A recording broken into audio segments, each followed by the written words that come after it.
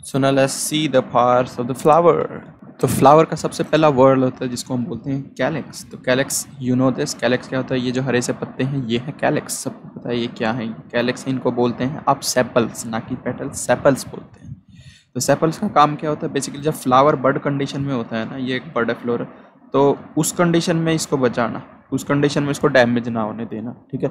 एक तो भाई अभी फ्लावर बिल्कुल इमेच्योर है तो उस टाइम पे तो स्टिप्यूल्स काम आ जाएंगी, पर जब फ्लावर अब इतना बड़ा हो गया, अब क्या यहाँ ये, तो यहाँ जो है हमारे कैलेक्स काम आते हैं।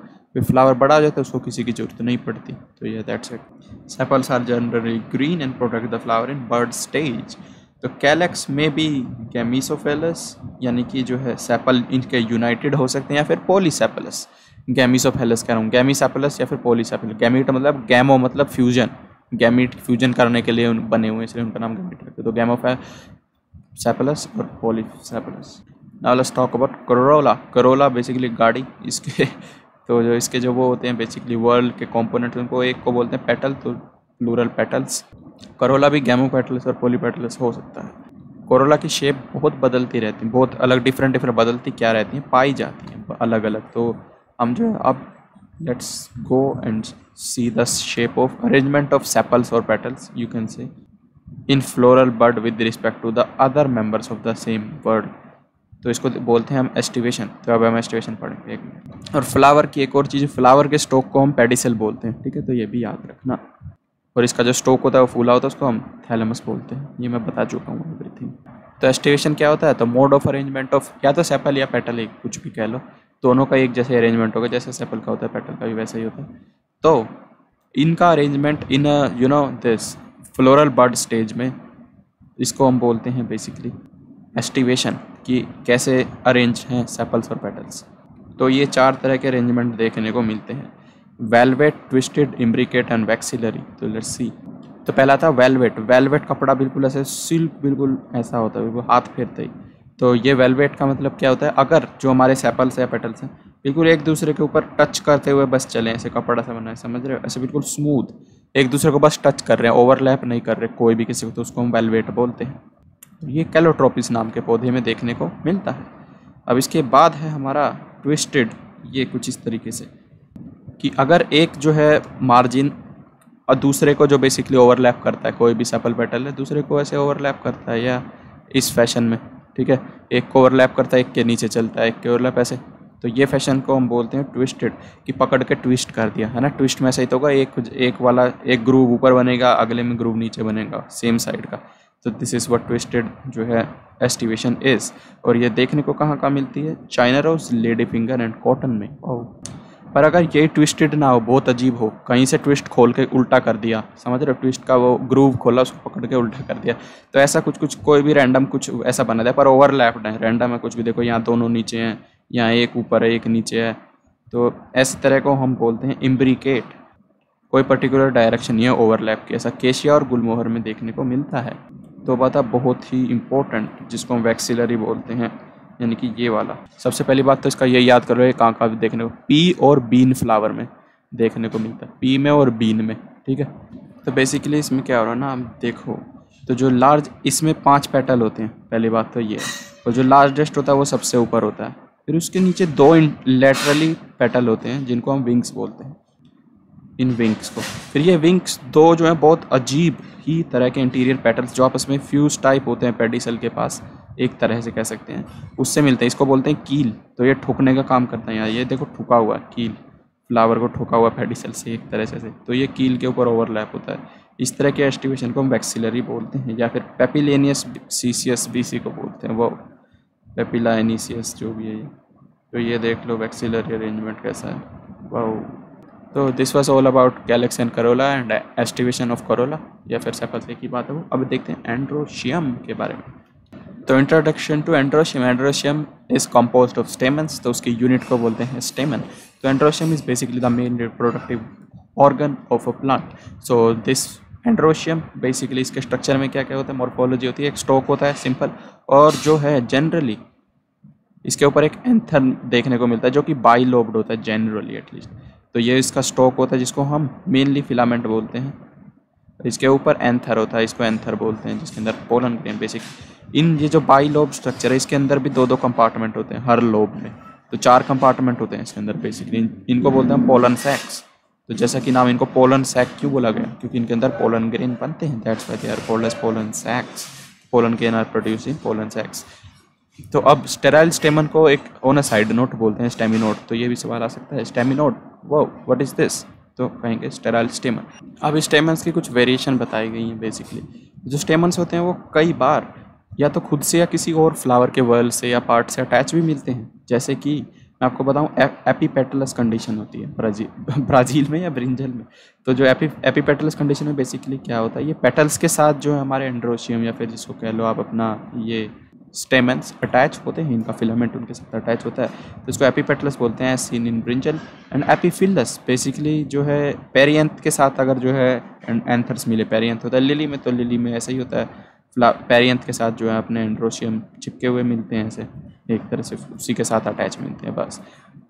ऑल्सो अब स्टेमन जो है फ्री भी रह सकते हैं, पॉलीएंड्रस कंडीशन, या फिर जैसे मैंने थोड़ी देर पहले बात करी थी, ये यूनाइटेड भी हो सकते हैं फॉर वेरिंग डिग्रीज। जैसे एक बंच बना ले, अगर सिर्फ एक ही बंच बना ले, जैसे ऐसे उसमें चाइना रोज में जो बनता है एक ही बंच बना ले, तो उसको हम बोलते हैं मोनोडेप्लस। जैसे कि चाइना रोज में 2 बंडल बना ले ऐसे, बीच में मान लो ओवरी है, तो भाई इसको बोलेंगे डायप्लस, तो ये होता है पी में। और पॉलीडेप्लस बोलते हैं हम सिट्रस में, सिंपल। और ऑन अ साइड नोट कि 1-2 प्लांट है, सैल्विया और मस्टर्ड, सरसों और सैल्विया, इनमें दोनों में एंड्रोशियम की लेंथ अलग अलग देखने को मिलती है। एक एंड्रोशियम इतना बड़ा है, कितना है ऐसे variation in the length of filaments within a flower is in salvia and mustard. Wow, so now let's talk about the favourite the part of the female in plants, gynoecium. तो gynoecium की unit होती है carpel. सबसे पहली बात, इसके 3 part होते हैं, एंड्रोशियम के 2 थे, इसके 3 हैं बेसिकली। टेक्निकली 2 नहीं है, उसके भी 3 है। पोलन सैक, 4 पोलन सैक होते हैं, 2 बाइलोब होते हैं बेसिकली, और एक फिलामेंट होता है, पूरे को एंथर बोलते हैं। वो तो ये था एंड्रोशियम। गाइनीशियम की क्या बात है, गाइनीशियम के पास 3 पार्ट है, स्टिग्मा, स्टाइल, ओवरी। या everyone know what is ovary, what is stigma and what is style, ठीक है, बताने की जरूरत नहीं है। स्टाइल इज दिस, ये है स्टिग्मा, ये है ovary. And importantly each ovary bears 1 or more ovules attached to it, not just with anything with air. It has ovule attached to it with or by a flattened cushion like structure called as the placenta. Wow, yeah. So if this is a ovule and मान लो कि इधर egg है, ये the egg is not like lying freely, it is attached with placenta, ठीक है। या तो basically मैं एक और मिथ बस्ट कर दूँ आज अभी इसी औकात में, कि ओव्यूल एक पूरा स्ट्रक्चर, वो एम्ब्रियो सैक जिसमें बनता है वो होता है ओव्यूल, जिसके अंदर एग है, ये सिनर्जिड जो भी सेल है, एंटीपोडल सेल, ये सब है, ठीक है, वो ओव्यूल है। और ओव्यूल के जो साथ में फ्यूनिकल अटैच है वो है प्लेसेंटा, ठीक है। तो ovule is a different thing और egg is a different thing. एक ओव्यूल के अंदर एक ही एग होता है generally, yes you are right, पर अब समझ आया, ओव्यूल प्लेसेंटा से अटैच होते हैं, ना कि दिस एग प्लेसेंटा से। ओव्यूल अटैच होते हैं प्लेसेंटा से। अगर एक से ज़्यादा गाइनीशियम किसी प्लांट में प्रेजेंट है तो वो 2 कंडीशन में रह सकते हैं, या तो सभी फ्यूज्ड रह सकते हैं बेसिकली, या तो एक हो। तो बेसिकली सुनो नंबर के बेसिस पे क्लासीफाई करते हैं गाइनीशियम को हम, कार्पेल को। अगर सिर्फ एक ही कार्पेल है, जैसे कि लोटस और रोज़ में देखने को मिलती है, तो हम इसको बोलते हैं एपोकार्पस। और अगर बहुत सारे कार्पल्स हैं जो कि फ्यूज्ड हैं, कार्पल्स आर फ्यूज्ड, जिस तरह के हमको देखने को मिलते हैं मस्टर्ड और टोमेटो में, इसको बोलते हैं हम syncarpous, as simple as that.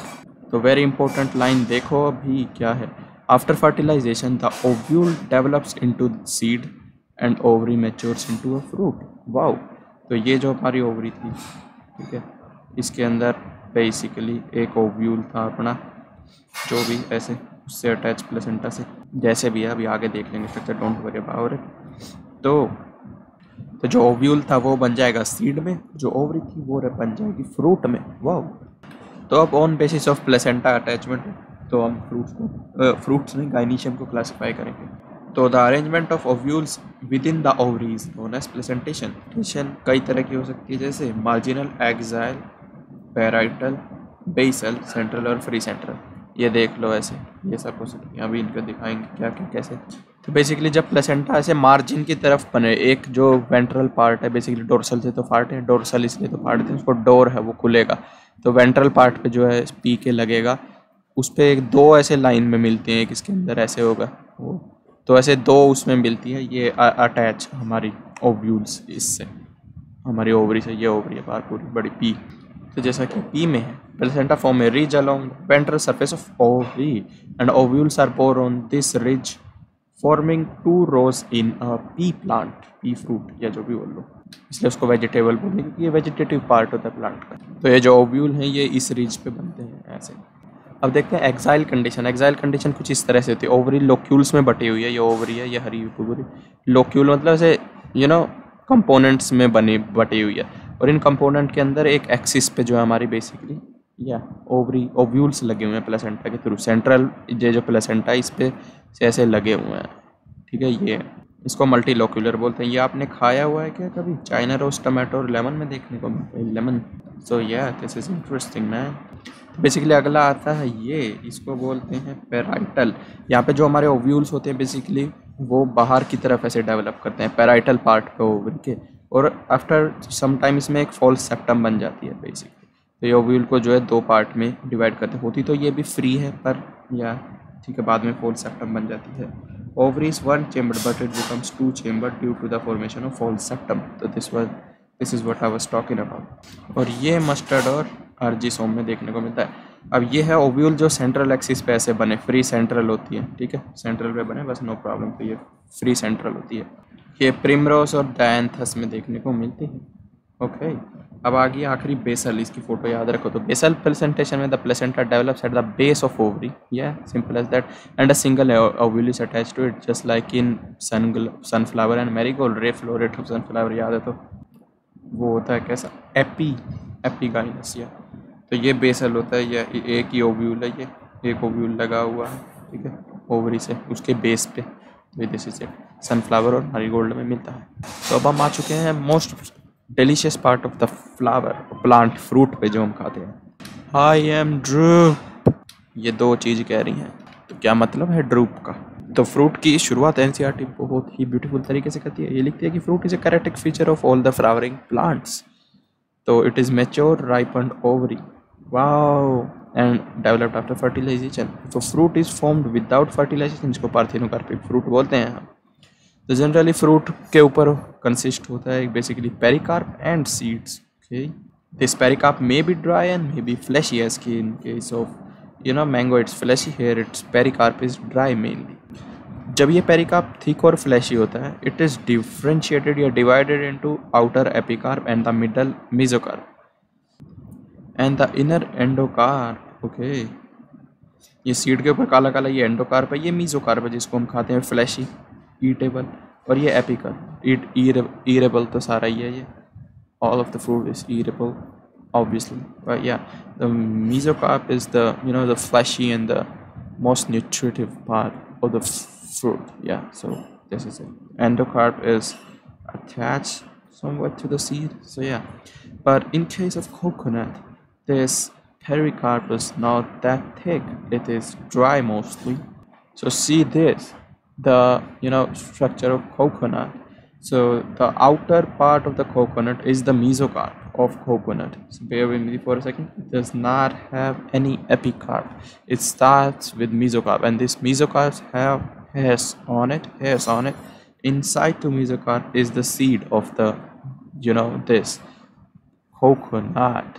And this key above the this seed is always endocarp. So this layer is endocarp, over this is mesocarp. So this is the seed, या ना embryonic जो वो खाते हैं ना, हम coconut में क्या खा रहे हैं, तो उसका एम्ब्रियो ही खा रहे थे एक तरह से। So we eat seed in coconut. So wow, that is interesting. तो मैंगो और कोकोनट को ये है वो ड्रूप, इन दोनों इन तरह के फ्रूट को ड्रूप बोला जाता है, क्योंकि ये जो है एक मोनोकार्पिलरी ओवरी से, मोनोकार्पिलरी और वो भी सुपीरियर, ऊपर जो हमने दिखाई थी सिंपल उप सबको पता है यार, हाइपोगाइनस की बात हो रही है इधर, सुपीरियर ओवरी और मोनोकार्पिलरी, यानी कि एक ही कार्पेल, एक ही ओवरी थी बेसिकली। तो यह एक ही ओवरी से तो बन रहा है, एक ही कार्पेल थी, easy. And are one seeded, एक ही सीड, एक ही ओवरी थी तो एक ही ओव्यूल था, तो एक ही सीड थी। वो कोकोनट में बस एक ही बात लिखती है एनसीईआरटी, तो जो कि एक और ग्रुप है मेसोकार्प है, वो फाइब्रस होता है। So wow, that is interesting. तो now let's see the seed, क्या होती है ये सीड। तो इसकी यार क्या इंट्रोडक्शन तो एनसीईआरटी इतना अच्छा देते हैं, मैं बता नहीं सकता कभी कभी। Ovules after fertilization develop into seed. Ovules after the fertilization by pollen grains develop into seeds. And the seed is made up of a seed coat and an embryo. So embryo is made up of radicle and embryonal axis. And एक या दो cotyledon भी होते हैं। Basically radical जो है जो root बनाता है, और प्लम्यूल जो शूट बनाता है, एक एम्ब्रियोनल एक्सिस पे होते हैं ये दोनों। उनके आसपास दो ऐसे कोटिलिडन होते हैं, बेसिकली खाने का सामान इनका। जो एक होता है वो होता है वीट और मेज के केस में, गेहूं में एक ही होता है, ये बीच में बस ऐसे आप समझ रहे हो, वो ग्रुप कुछ और होता है, इसका लगने की जगह होती है, वो जो भी है वो एक ही है, वो एम्ब्रियोनल एक्सिस है उसकी, उसके आसपास एक ही मोनोकोट है वो, ठीक है, वीट और जो है अपना ये मेज़। जबकि इन केस ऑफ अपना ये ग्राम एंड पी, हमारे पास दो कोटिलिडन साफ साफ दिखते हैं अपने को, बीच में हरा हरा होता है ग्राम और पी में, चने और घास में, ओह चने और मटर में दो कोटिलिडन। या अब देखते हैं structure of dicot seed and monocot seed, and उसके बाद कुछ फ्लोरल फॉर्मूले आ जाएंगे। या तो अब तो हमने देख ली कि क्या क्या सीड कैसी होती हैं कोटिलिडन के बेसिस पे। अब स्ट्रक्चर ऑफ डाइकोट सीड देखते हैं, फिर मोनोकोट सीड भी देखेंगे। तो डाइकोट के सीड के ऊपर सबसे पहले तो मिलता है एक सीड कोट, और सीड कोट दो लेयर का होता है बेसिकली। आउटर लेयर को हम बोलते हैं टेस्टा, इनर लेयर को हम बोलते हैं टैगमेन। वाओ, और जो है बेसिकली ये सीड कहीं ना कहीं फ्रूट से भी जुड़ी होगी। अब आपने तोड़ लिया तो जहाँ से ये सीड कभी भी टूटती है ना किसी भी फ्रूट की, वहाँ पे ऐसा ग्रूव सा बन जाता है, स्कार जो है घाव सा बन जाता है, उसको बोलते हैं हम हाइलम। इस हाइलम के ऊपर एक छोटा सा जो है वो पाया जाता है स्पोर, उसको हम बोलते हैं माइक्रोपाइल। ठीक है, तो this was hilum and micropyle. कुछ इस तरह के दिखते हैं हाइलम और माइक्रोपाइल। ये है हाइलम, ठीक है, और ये छोटा सा है माइक्रोपाइल इसके ऊपर। तो ये रेस्पिरेशन में मदद करते हैं जहाँ तक मेरे को पता है, ठीक है। और या ये भी दिया हुआ है। और सीड में बेसिकली होता क्या है, सीड में होता है एक embryonal axis. Basically seed basically होता है क्या है, एम्ब्रियो होता है सीड के अंदर भाई। एम्ब्रियो बेसिकली जो है उसके अंदर एक एम्ब्रियोनल एक्सिस होती है और दो कोटिलिडन होते हैं। तो एम्ब्रियोनल एक्सिस में होते हैं अपना वो सबको पता है रेडिकल, प्लूम्यूल, और कोटिलिडन दो हो सकते हैं। हम डाइकोट की बात करें तो दो ही होंगे हमारे लिए तो, ठीक है। तो ये कोटिलिडन होते हैं full of reserve food material. Embryonal axis आपको पता है रेडिकल प्लूम्यूल वाली होती है। कुछ सीड में जैसे कास्टर में एक जो इसके अंदर होता है, ये बेसिकली जो कोटिलिडन है इनके अंदर एक टिश्यू बन जाता है। उस टिश्यू को हम बोलते हैं, क्या बोलते हैं, एंडोस्पर्म। एंडोस्पर्म, कोकोनट में भी हम एंडोस्पर्म ही खा रहे होते हैं। एक टिश्यू ही बन जाता है, टिश्यू, सीड के अंदर एक टिश्यू बन जाता है जो कि वेरी जो है न्यूट्रिटिव होता है, और ये डबल फर्टिलाइजेशन का रिजल्ट होता है, और ये फूड स्टोरिंग टिश्यू होता है। इसको बोलते हैं हम एंडोस्पर्म। और ऐसी सीड जिनमें एंडोस्पर्म होता है उनको हम बोलते हैं, you guessed it right, endospermic seeds. पर कुछ सीड होते हैं जिनमें नहीं होता ये, बीन, ग्राम और पी, ये हैं इंपॉर्टेंट एग्जांपल्स, कास्टर नहीं। ज़्यादातर जो है डबल फर्टिलाइजेशन की वजह से ज़्यादातर फ्लावरिंग प्लांट्स में एंडोस्पर्म देखने को मिलता है। पर कुछ BGP, पी भी खतरी ग्राम हराम PB ग्राम, ब्लड प्रेशर गर्म हो जाता है उसका, जो है बेसिकली जिसके अंदर ये एंडोस्पर्म नहीं होता, ब्लड प्रेशर गर्म। तो बीन, P ग्राम, ओके, जिन इनमें एंडोस्पर्म नहीं होता इन मैच्योर सीड में, और ये इसलिए इनको नॉन एंडोस्पर्मिक बोलते हैं। और एंडोस्पर्म की एक खास बात होती है कि इसकी जो बेसिकली प्लोइडी होती है वो 3N होती है, बिकॉज इन्होंने बताया है डबल फर्टिलाइजेशन से बनता है। एंडोस्पर्म की एनिमल्स के लिए एक न्यूट्रिटिव वैल्यू होती है खास। अब देखते हैं मोनोकोट की सीड्स। तो अपनी मोनोकोट की जो वो होती हैं बेसिकली सीड्स, वो ऐसी दिखती हैं जनरली। ये एंडोस्पर्म होता है, और एक इनकी जो ग्रूव होती है एंडोस्पर्म का, एक आगे का एंड होता है, एक उस पर ग्रूव होती है, उस ग्रूव में सिचुएटेड होता है हमारा एम्ब्रियो। पर कुछ फ्रूट्स उनमें एंडोस्पर्म नहीं होता। जैसे उसका एक सबसे अच्छा एग्जांपल है orchids have no endosperm in their seeds. पर अब एक स्पेशल टाइप की ये सीड देखते हैं। ये सीड होती है सीरियल्स की, जैसे कि हमारा मेज़ है, बाजरा। तो मेज़ की सीड में बेसिकली क्या होता है, पहले तो सीड जो कोट होता है इसका बहुत मेम्ब्रेनस होता है, एंड ये सीड कोट होता है फ्रूट वॉल के साथ ही फ्यूज हो जाता है। तो फ्रूट तो आप समझ सकते हो बिल्कुल ही नहीं होता इसमें। मीज़ो जो वो होता है अपना मीज़ोकार्प, बेसिकली वो होता है फ्लैशी नहीं होता ज़्यादा, तो वो इसी के साथ फ्यूज़ कर जाता है। अपनी जो ये प्रोटेक्टिव लेयर होती है, बेसिकली सीड कोट होता है, सॉरी। तो ये जो पीली पीली दिख रही है ऊपर, ये सीड कोट और फ्रूट वॉल दोनों हैं, मेम्ब्रेनस होती हैं ये। या this endosperm is bulky and stores food. The outer covering of endosperm separates the embryo by proteinaceous layer called alveolar layer। तो एंडोस्पर्म बाहर से सेपरेट किया गया हुआ और अदर पार्ट ऑफ सीड से, बेसिकली इस प्रोटेक्टिव प्रोटीनेशियस लेयर जिसको एल्यूरोन बोलते हैं। तो इसका नेचर याद रखना है, इसका नेचर प्रोटीनिशियस है। And as I told you before, embryo is small and situated in groove at one end of the endosperm. Okay, it consists of a endosperm basically, जो जिस एंड की बात हो रही है, जिस एंड में जो हमारा ये है बेसिकली एम्ब्रियो, उसमें क्या क्या है, उसके अंदर एक शील्ड होती है basically, consist of one large and shield shaped cotyledon known as scutellum. तो बेसिकली यहाँ पे जो सिंगुलर वो होता है कोटिलिडन, जो शील्ड की शेप में होता है, उसको स्क्यूटेलम बोलते हैं, स्क्यूटेलम। तो ये है वो कोटिलिडन जिससे इसको न्यूट्रिशन मिल रहा है। एंडोस्पर्म तो प्लस है ही, तो ये हमारे इसका कोटिलिडन है बेसिकली, मोनोकोट, इसलिए इसको मोनोकोट बोला गया है। Wow Assam easy. तो इसके अंदर हमारा ये एम्ब्रियो प्लूम्यूल रेडिकल है। एम्ब्रियो को कवर किया गया है दो शीट्स के द्वारा, उनका नाम है प्लूम्यूल रेडिकल को जो एनक्लोज करती हैं शीट, उनका नाम है सीलोप्टाइल एंड कोलराइजा। ये है सीलोप्टाइल, इधर ऐसे वाली, और ये है कोलराइजा, ये जो अंदर है बेसिकली, ये पीला पीला कुछ होगा यहाँ, जो भी है छोड़ो। तो दो इनके नाम देख लेना। अब आते हैं फॉर्मूलाज वगैरह पे। Semi technical description of a typical flowering plant, so let's go.